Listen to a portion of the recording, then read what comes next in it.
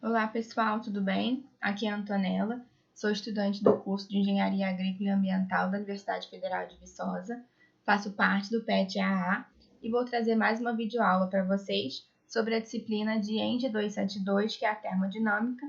Vamos resolver o exercício 5.68 do livro Fundamentos da Termodinâmica, a 8ª edição.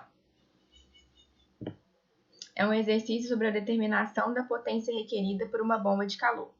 Então, o exercício é o seguinte: um escoamento de água com vazão máxima igual a 60 kg por hora passa através de um trocador de calor, entrando como líquido saturado a 200 kPa e saindo como vapor saturado.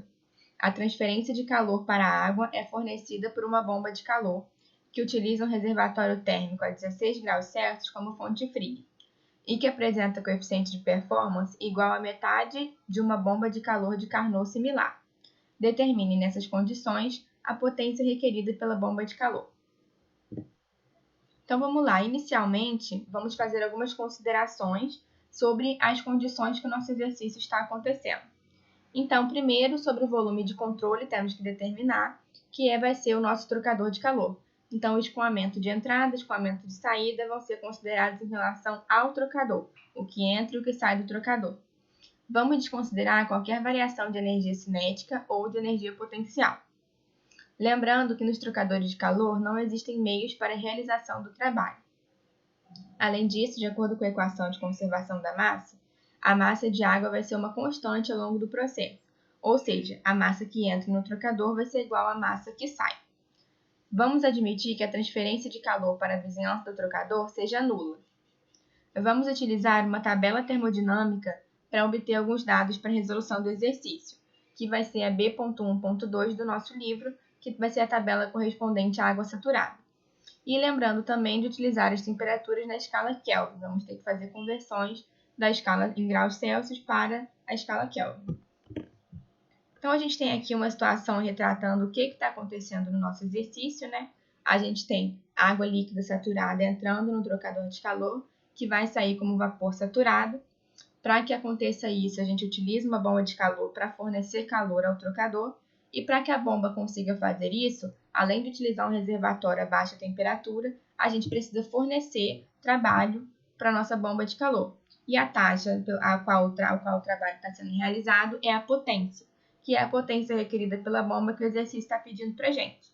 Então, para que a bomba consiga fornecer calor para o trocador, a gente precisa fornecer trabalho para ela, e a potência é a taxa que esse trabalho está sendo realizado. É o que a gente vai calcular. Então, aqui os estados, né, de entrada e saída do nosso exercício. Antes de entrar no trocador, nós temos água líquida saturada a 200 kPa. Então, olhando a nossa tabela para obter os dados, né, a gente vai ter a temperatura desse estado, que na escala Kelvin é 393,38, e a entalpia vai ser 504,68 kJ por quilo, de acordo com a tabela. Também convertendo a temperatura do reservatório térmico, teremos 289,15 Kelvin, é a temperatura da nossa fonte fria, né? E no estado de saída, né, saída do trocador, é o vapor saturado, a gente vai ter o H2, 2.706,63 kJ por quilo. Uma coisa que é interessante a gente reparar é que o H2 é muito superior ao H1. Isso acontece devido ao calor recebido pela bomba de calor. Ou seja, no estado de água líquida saturada, a gente tem uma entalpia de 504, que ao receber o calor da bomba e ir se transformando em vapor saturado, devido a esse calor recebido, vai tendo um aumento na entalpia, que passa de 504 para 2.706 aproximadamente. Então, é por isso que o H2 é superior ao H1, devido ao calor que vai ser recebido pela bomba. Aqui eu trouxe um print da tabela, né, para facilitar a nossa interpretação e para garantir que os dados vão ser obtidos de maneira correta. A tabela é a tabela de água saturada em função da pressão. Como nós temos água líquida saturada, a gente vai utilizar essa coluna aqui da entalpia para consultar os nossos valores da entalpia. Então, temos aqui 200 kPa, foi o dado do exercício, a temperatura, que nós já convertemos para Kelvin, né? Ela está em graus Celsius aqui, e os valores de entalpia de líquido saturado, 504,68, e de vapor saturado, 2.706,63. A gente pode observar que essa diferença entre o HV e o HL, 2.706,63 menos 504,68, é 2.201,96, aproximadamente. E o que é essa diferença, né? O que é esse HLV, essa coluna aqui? É justamente a quantidade de energia necessária para passar a água do estado de líquido saturado para o estado de vapor saturado. Então, a gente vai ter esse valor, 2.201,96 aproximadamente, como sendo o necessário para que a água consiga fazer essa mudança de água líquida saturada para vapor saturado. E nós vamos utilizar esse valor na nossa resolução, porque é justamente isso que está acontecendo dentro do nosso trocador de calor. Então, o primeiro passo para a gente começar a calcular, de fato, é definir a vazão máxima. Ela foi dada para a gente no exercício, mas foi dada em quilogramas por hora. E a gente quer trabalhar em quilogramas por segundo, né, no sistema internacional.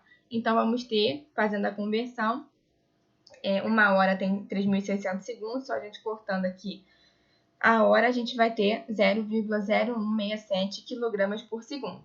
Lembrando que a gente está trabalhando com uma taxa, não com uma quantidade, né? Estamos trabalhando com a vazão máxima e não com a massa em si. Então, por isso, a gente vai utilizar esse pontinho aqui em cima ao estarmos tratando das taxas do exercício.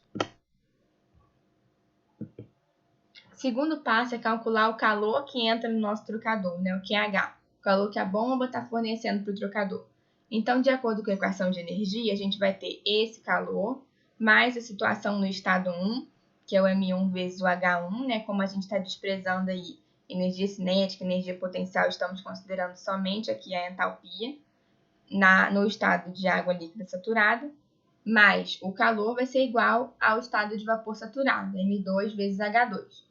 Como a massa é uma constante para nós, devido à equação de conservação da massa, vou chamar todas as duas de M somente. Então, o QH, colocando aqui o M em evidência, substituindo já pelo M só, vai ser o M vezes a diferença entre H2 menos H1, que é o HLV que a gente estava comentando anteriormente, né?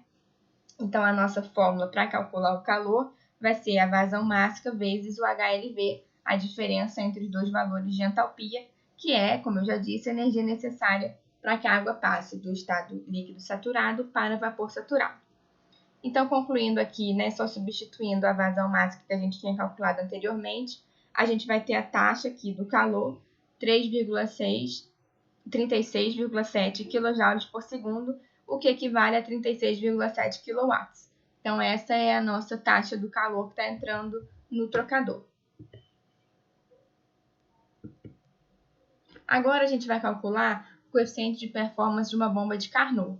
Por quê? Porque o exercício nos disse que o coeficiente de performance dessa nossa bomba é metade do coeficiente de performance de uma bomba de Carnot. Então, vamos calcular o da bomba de Carnot, que por definição é beta, é igual à temperatura da fonte quente sobre a diferença entre a temperatura da fonte quente e da fonte fria. A nossa temperatura da fonte quente é a temperatura ali da água líquida saturada, né, 393,38 Kelvin, dividido pela diferença entre essa temperatura da fonte quente e a temperatura do reservatório frio, que foi dada para a gente. Essa razão vai nos dar 3,77. E agora, dividindo por 2, como o exercício nos orientou, a gente vai ter o beta', chamei de beta', o coeficiente de performance da nossa bomba deste exercício, que é 3,77 dividido por 2, né, a metade desse valor, 1,89. E, por fim, vamos calcular a potência requerida pela bomba, né? Por definição, o coeficiente de performance da nossa bomba seria igual à razão entre o calor, o nosso QH, dividido pela potência. Como nós queremos calcular a potência requerida? Estamos trabalhando com taxa, utilizando aqui os pontinhos e isolando o W do lado esquerdo da equação. A gente vai ter que a potência requerida pela bomba é o calor que entra no trocador dividido pelo coeficiente de performance da nossa bomba. 3,7 dividido por 1,89, 19,4 kW. Essa é a potência requerida pela nossa bomba. Dessa forma, a gente encerra o exercício. Espero que vocês tenham gostado e entendido. Qualquer dúvida, eu estou à disposição e até a próxima.